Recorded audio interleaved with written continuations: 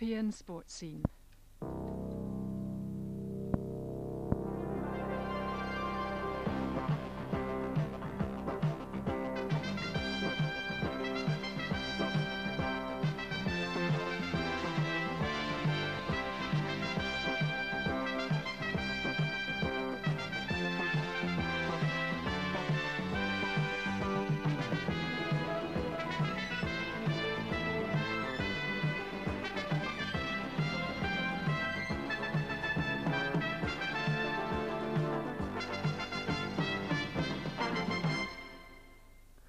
Hello, a very good evening to you. In Scotland, it's 8 o'clock, while in the city of Barcelona, it's 1 hour later. And in a little less than 15 minutes' time, Dundee United will face probably the world's richest football club for a place in the semi-finals of the UEFA Cup. We have the whole match live for you this evening, together with the comments of two of the most experienced Scots ever to have played in European competition, former United keeper Hamish McAlpin and John Gregg, for so long captain of Rangers. Let me turn immediately to you, Hamish, because you and I sat here a couple of months ago and watched the Hajduk split match, which finished nothing each, and a repeat of that result, I would imagine, would suit everyone quite well. I would think so, no problem at all. Any kind of draw or any kind of result to get through will be tremendous, as you said, probably against one of the richest clubs in the world. Yeah. Now, you played in most of United's big European ties over the last 10 years or so. How difficult is this one by comparison? It's difficult in the sense that the atmosphere obviously is going to get to the players a wee bit as well, the same as would happened in Rome, maybe, possibly. But the fact that 1-0, we went there with 2-0, I think maybe a wee bit ultra safe. The 1-0, you're going there, you're not going to be too defensively. Obviously, you're hoping to get things over and done with. A good start, 10-minute start, everybody getting a touch of the ball. But I think 1-0 possibly is maybe even slightly better because they're not going to be too defensive. Yeah. And possibly give them a chance to score, you know. Okay, so Hamish, quite confident, I think. John, what about yourself? Can you see United doing the business tonight? Well, I'd love to see them doing it, obviously, for Scottish football's sake. I can't think, for the love of me, that Barcelona can play 180 minutes in this tie and not score a goal. They didn't score one at Tannadice. They didn't look like scoring one, apart from Lineker's missing the 6-yard box. But I've got to feel that they're a better team than I watched at Tannadice. And it was a bigger pitch tonight. There'll be more room for players. And certainly Dundee United will have to be on their toes, particularly the first 15-20 minutes of this match. Yeah, but at the same time, the performance at Tannadice was a good United performance. They could easily have won it by a couple of goals rather than the Kevin Gallagher by which they eventually did win it. Yeah, they won 1-0, and I think the important thing here is that they didn't lose a goal. This away goal in Europe can be very vital in most European matches nowadays. They didn't lose a goal, and the same he says, they've got one goal to go there with. It gives you a different impression in the game. It gives them a different attitude towards the game. But my one concern about Dundee United tonight is I don't think that Tannadice as a natural playing surface suited the Barcelona at all. The pitch is very tight. The players, Dundee United players closed the Barcelona players down very quickly. Didn't give them any room to use the skills they've got. Tonight it's different. This is a big playing surface. It'll be like a bowling green, and the Dundee United players will probably find that they'll have to work much harder to try and stop the Barcelona players from getting space to use the ball. I think with Hamish and I were speaking earlier and discussing the match, I think it'll be Jim McLean's idea to maybe block up the midfield early on in the game, and he may do that by stringing 5 across the middle. Well, we can talk about the team formations with both of you in just a moment. What I'd like to do now, though, since John mentioned the new camp, is to take a closer look at it. And United, of course, have been Scotland's most consistently successful representatives in European competitions over the last few years, and hopefully there's an omen in that the Tannadice club's first ever European tie was against the selfsame Barcelona away back in 1966, and United won both legs.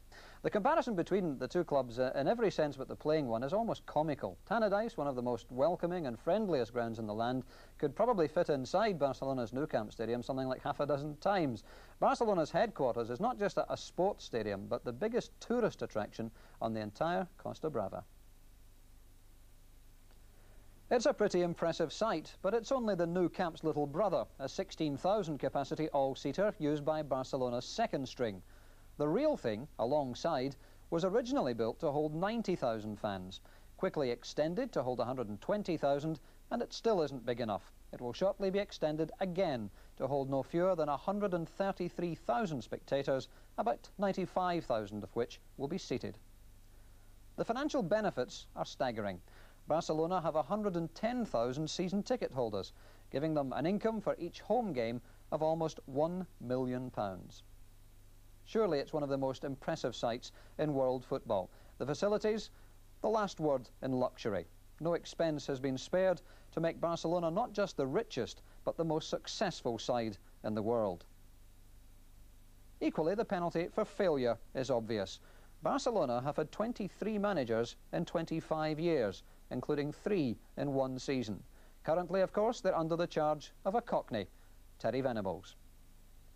To achieve the success their support demands, the club even try the power of prayer. They have their own tiny chapel. The Pope, incidentally, is club member 108,000, and the players have to pass the chapel on their way out onto the pitch.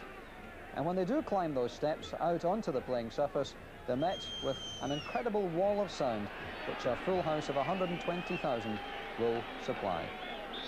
That is the task that Dundee United will face tonight when they play this richest club in world football. Barcelona, of course, looking to take the UEFA Cup and add it to the trophy room, which forms part of this unique football arena. That really is quite a stadium, isn't it? John Gregg, of course, one of the greatest moments in your career came in those very surroundings when Rangers won the Cup Winners' Cup. Only 35,000 there that night. Yeah, but they made some racket to get 35 Rangers support. 35,000 Rangers supporters make up for about 100,000 Spaniards. Just need to ask them at the fair holidays. But no, it brought back a lot of great memories, that the dressing room there. I remember I got presented with a cup in a small room, and all the lads were sitting in that bath, having a bath when I walked in with a cup, and a lot of good memories, but obviously bad ones as well with the fans at the end. But marvellous stadium, and if you can't play football there, you can't play anywhere. That's right. Hamish, you haven't actually played in the new camp, but you were on the United playing staff in that match I mentioned in '66, weren't you? That's right. I was at the terrace in the game here when they won, but I wouldn't have minded playing in it right enough. It looks tremendous. John said it looks like a bowling green, but some of the United players are quite good bowlers, so hopefully they can... Because there's a backbone of experience in the United side, so hopefully the atmosphere tonight won't really affect them too much, hopefully. To start with, obviously once they get out on the pitch, once the ball started rolling, it's a game. You know, the 10 minutes, you know, prior to the kick-off, walking out on the pitch and the atmosphere hits you. But once the ball's rolling, then it shouldn't affect them that much. Hopefully everything settles down. Well, let's take a look now at how the two sides have got to this stage, the quarter-final of the UEFA Cup, and take a look firstly at the rather stuttering progress of Barcelona. United will take great heart from the performance of little-known Albanians Flamurtari in the first round. They came away from the new camp with a no-scoring draw, and how that would suit United tonight. In fact, Esteban's goal in Albania took Barcelona through only on the away goals rule. And the Spaniards had to rely again on the away goals rule in the second round. This time, they did beat Sporting Lisbon by a 1-0 at home, but lost 2-1 in Portugal. And it was only in the third round that Barcelona at last began to come good. They won away to Bayer Urdigan and then scored 2 again at the new camp. The first shooting star, Roberto of Barcelona, with the celebration of the goal long coming in the 76th minute against Bayer Urdigan, quite restrained by Spanish standards. And for a change, Terry Venables' team may not have to consult the away goals rule. 3 minutes later, Mark Hughes rose to score a second, to leave the home leg looking a bit of a formality. Barcelona's second leg with Urdigan always looked comfortable with a 2-goal start. But they didn't score until Gary Lineker went off, Mark Hughes setting up Rojo, who'd just come on as a substitute and struggled to take it all in. He'd been out of the game for 18 months, and he certainly enjoyed his return, finding another excellent finish to what was started by Julio Alberto. The close-up of Mark Hughes suggests that the Welshman's popularity is growing. 4-0 the aggregate. And then, of course, came that match at Tannadice, which United won 1-0. But that really was significant, the fact that an Albanian side had got there and managed to draw nothing each. United, on the other hand, have had a reasonably impressive run so far in the UEFA Cup, although they did have a very tough first-round draw. Jim McLean was happy enough to come back from Lens in France with only a 1-0 deficit in the first round. And United duly completed the job at Tannadice with a 2-0 win, with the goals coming from 2 players who are no longer at Tannadice.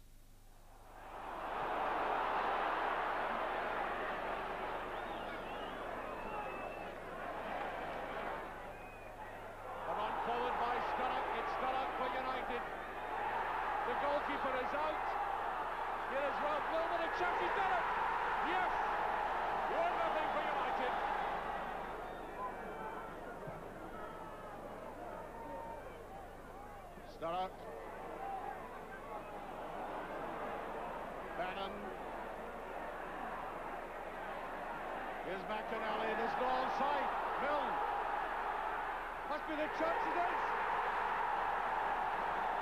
Coyne. 2-0.